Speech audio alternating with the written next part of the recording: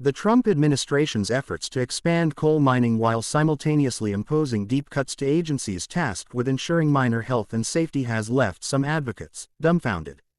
Agencies that protect coal miners from serious occupational hazards, including the condition best known as black lung, have been among those affected by major government cuts imposed by the White House and the unofficial Department of Government Efficiency, DOGE, run by the billionaire Elon Musk.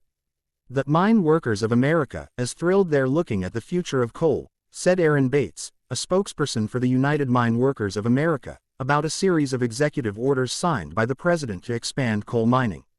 "But, if you're not going to protect the health and safety of the miners, there's not going to be anyone to work in the mines you are apparently reopening."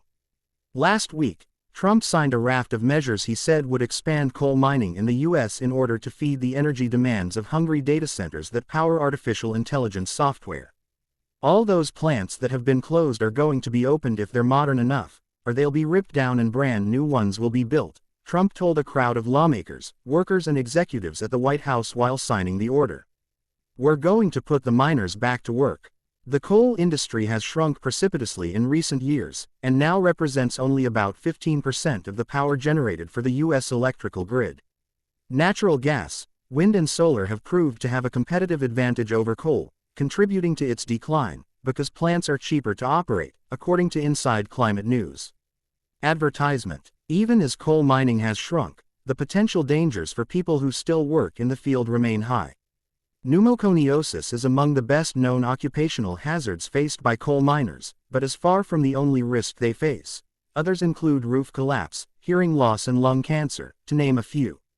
Trump's push for coal came less than a week after the Health Secretary, Robert F. Kennedy Jr., imposed a 10,000-person cut to the Federal Department of Health and Human Services (HHS). Cuts overseen by Kennedy, alongside those imposed by Musk's unofficial DOGE, represented the elimination of almost a quarter of HHS's 82,000-person workforce.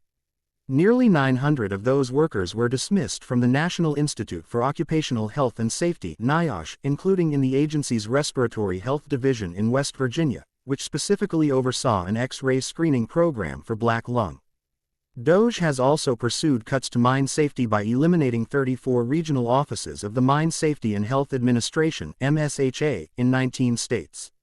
The deep cuts especially worried those intimately familiar with the suffering caused by pneumoconiosis, such as Greg Wagner, a doctor and former senior advisor at the NIOSH.